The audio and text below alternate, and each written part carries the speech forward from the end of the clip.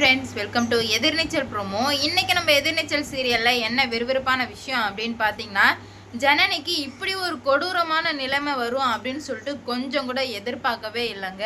அந்த அளவுக்கு இப்போ ஜனனிக்கு மிகப்பெரிய ஒரு அநியாயம் வந்து நடக்குதுங்க. என்ன அப்படின்னு பார்த்தீங்கன்னா, தேவ சகாயம் இப்போ சக்தியையும் ஜனனியையும் பிடிச்சி துப்பாக்கி முனையில வச்சிருக்காங்க. இதனால மிகப்பெரிய விபத்து வந்து நடக்க போகுது. என்ன நடக்க போகுது அப்படின்னு சொல்லிட்டு தாங்க இப்போ இந்த வீடியோவில் நம்ம இப்போ பார்க்க போகிறோம். என்ன நடந்துட்டு இருக்கு அப்படின்னு பார்த்தீங்கன்னா, எப்படியாச்சும் வந்து இங்கேருந்து தப்பிச்சு நம்ம வீட்டுக்கு போயே ஆகணும் அப்படின்னு சொல்லிட்டு சக்தி ஜனனியை விட சக்தி வந்து ரொம்பவே வந்து ஆர்வமாக இருக்காங்க. ஏன்னா வந்து வயிற்றுல குழந்தைய வேற வச்சிட்டு இருக்கா. அதனால் எப்படியாச்சும் வந்து சேஃபாக நம்ம வீட்டுக்கு கூட்டு போகணும் அப்படின்னு சொல்லிட்டு சக்தி பாடாக வந்து மனசு வந்து படுது. அப்படி இருந்த சமயத்தில் தான் இப்போ வந்து ஒரு பாட்டி வீட்டில் தங்குறாங்க நைட்டு. காலையில் முழிச்சதுமே வந்துட்டு சரி கிளம்பலாம் அப்படின்னு சொல்லிட்டு வாசலுக்கு வரும்போது அந்த ரவுடி கும்பல் கார் எடுத்துகிட்டு வந்துடுறாங்க. பார்த்ததுமே சக்திக்கு படபடப்பு தாங்க முடியல. என்னடா இது, இவனுங்க இங்கேயும் வந்துட்டானுங்களா, இப்போ என்ன பண்ண போகிறது, காரை பார்த்தா கண்டுபிடிச்சிருவானுங்களே அப்படின்னு சொல்லிட்டு சக்திக்கு என்ன பண்ணுறது ஏது பண்ணுறதுன்னு சொல்லிட்டு சுத்தமாக புரியல.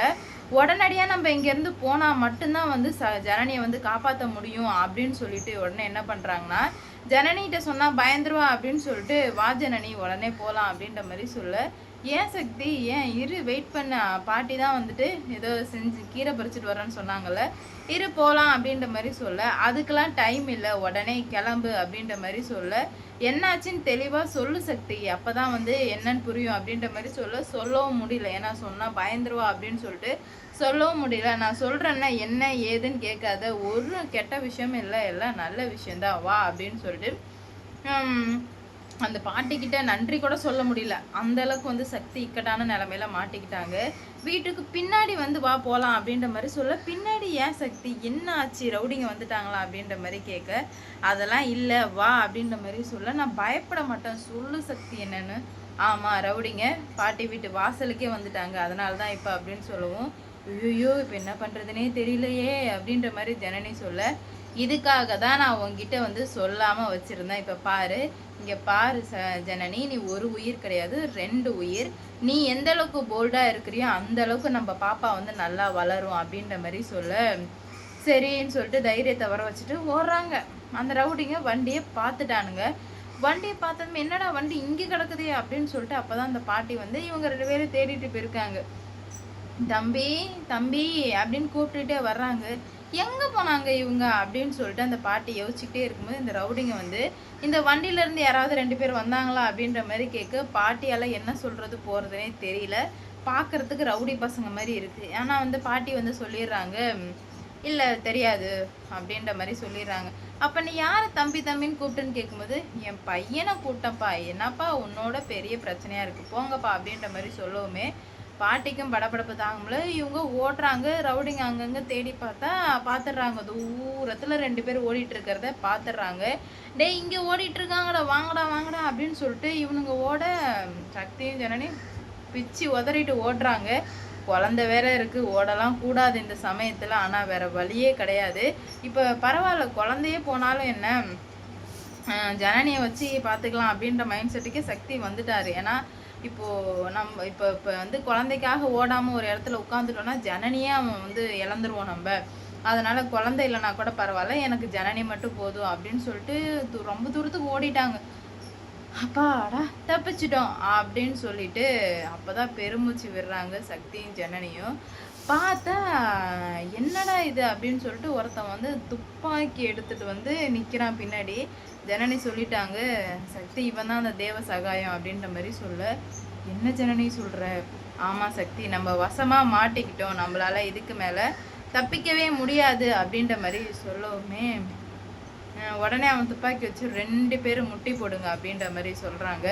2 பேரும் முட்டி போட்டாங்க. எதுவுமே பேச முடியல. அப்போ தான் சக்தி சொல்கிறாங்க, ப்ளீஸ் என் பொண்டாட்டியை விட்டுருங்க அப்படின்ற மாதிரி சொல்ல, உன் பொண்டாட்டியெல்லாம் விடவே முடியாதுடா, அவள் அந்தளவுக்கு எனக்கு பிரச்சனை பண்ணி வச்சுருக்காடா, உன் பொண்டாட்டியை கொன்று உன் குடும்பத்தை நான் சதைக்கிறேன்டா அப்படின்ற மாதிரி சொல்ல, ப்ளீஸ் என் பொண்டாட்டி வயிற்றுல ஒரு குழந்தை இருக்குது, எதுவும் பண்ணிடாதீங்க ப்ளீஸ் ப்ளீஸ் அப்படின்ற மாதிரி சொல்ல, ஓ குழந்தை இருக்கா அப்படின்ற மாதிரி சொல்ல, என்ன ஜன நீ பேசவே மாட்டேன்ற, பேசு வாயை திறந்து பேசு, நீ பேசினா மட்டும்தான் வந்து என்னோட கோபம் தனியும் அப்படின்ற மாதிரி சொல்ல ஜனனிகிட்ட சக்தி வந்து சொல்கிறாங்க, ஜனனி ப்ளீஸ் அவன்கிட்ட கேளு, ப்ளீஸ் கெஞ்சி கேளு ஜனனி அப்படின்ற மாதிரி சொல்ல, நான் என்ன தப்பு பண்ணேன் சக்தி, என்னால் வந்து கெஞ்ச முடியாது அப்படின்ற மாதிரி சொல்ல சக்திக்கு கோவம் வந்துடுது. சும்மா உன்னோட திமிரெல்லாம் இங்கே காட்டிகிட்டு இருக்காத, மரியாதையாக வந்து கேளு கேளு அப்படின்ற மாதிரி சொல்ல, என்ன சக்தி நீ கூட புரிஞ்சுக்காம பேசுகிற, அவன் தான் அப்படி பேசுகிறானா நீமா சக்தி புரிஞ்சுக்காம பேசுகிற அப்படின்ற மாதிரி சொல்லவுமே சக்தி சொல்கிறாங்க, நான் புரிஞ்சுக்காம பேசலை, நீ தான் வந்து புரிஞ்சுக்காம பேசுகிற, உனக்கு எங்கேயாவது விவஸ்தை இருக்கா, எப்படி நடந்துக்கணும் உனக்கு தெரியாதான்னு சொல்லிட்டு 2 பேரும் பயங்கரமாக அடிச்சுக்கிட்டு நிற்கிறாங்க.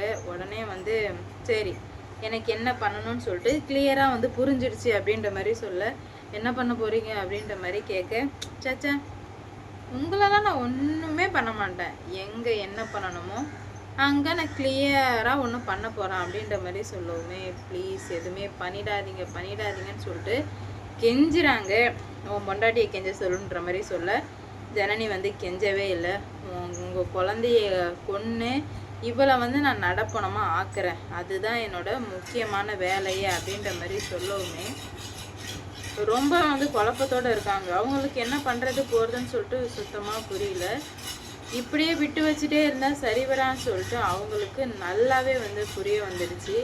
அப்போ தான் நம்ம ஜனனி சொல்கிறாங்க, சக்தி இவங்கிட்டெல்லாம் நம்ம எதுக்காக சக்தி கெஞ்சணும் அப்படின்ற மாதிரி சொல்ல, நம்ம குழந்தை வேணும், நம்ம உயிரோடு இருக்கன்னா கெஞ்சி தான் ஜனனி ஆகணும், நீ இப்படி கெஞ்ச முடியாதுன்னு இருக்க அவனோட கோவம் வந்து இன்னும் இன்க்ரீஸாக தான் ஆகிட்டே இருக்கும் அப்படின்ற மாதிரி சொல்ல, சூப்பர் சார் நீங்கள் நல்லா புரிஞ்சு வச்சுருக்கீங்க அப்படின்ற மாதிரி சொல்லவுமே சக்திக்கா என்ன பண்ணுறது போகிறதுன்னு சொல்லிட்டு சுத்தமாக புரியாமல் ஃபுல்லாக திணறிட்டு இருக்காரு. அப்போ தான் நம்ம ஜனனி கொஞ்சம் கூட புரிஞ்சிக்கவே இல்லை, புரிஞ்சிக்காமல் வந்து முட்டாள்தனமாக வந்து பண்ணிகிட்ருக்காங்க ஜனனி. இப்படி ஜனனி வந்து முட்டாள்தனமாக பண்ணுவாங்க அப்படின்னு சொல்லிட்டு எதிர்பார்க்கவே இல்லை. என்னால் யார்கிட்டையும் பணிஞ்சு போக முடியாது, நான் பணிஞ்சு போகிற ஆளும் கிடையாது அப்படின்ற மாதிரி சொல்லவுமே ரொம்பவே வந்து குழப்பத்தோடு இருக்காங்க. அப்போ தான் நம்ம ஜனனி ரொம்பவே கான்ஃபிடெண்ட்டான ஒரு விஷயத்த சொல்கிறாங்க, சக்தி இவனை பற்றி உனக்கு தெரியாது சக்தி, இவன் ரொம்பவே வந்து மோசமான ஆள் அப்படின்ற மாதிரி சொல்ல, அவன் எவ்வளோ மோசமான ஆளாக இருந்தாலும் பரவாயில்ல ஜனனி, ஆனால் நீ இப்படி இருக்கிறது எனக்கு ரொம்பவே கஷ்டமாக இருக்குது அப்படின்ற மாதிரி சொல்கிறாங்க. என்ன பண்ணுறது ஏது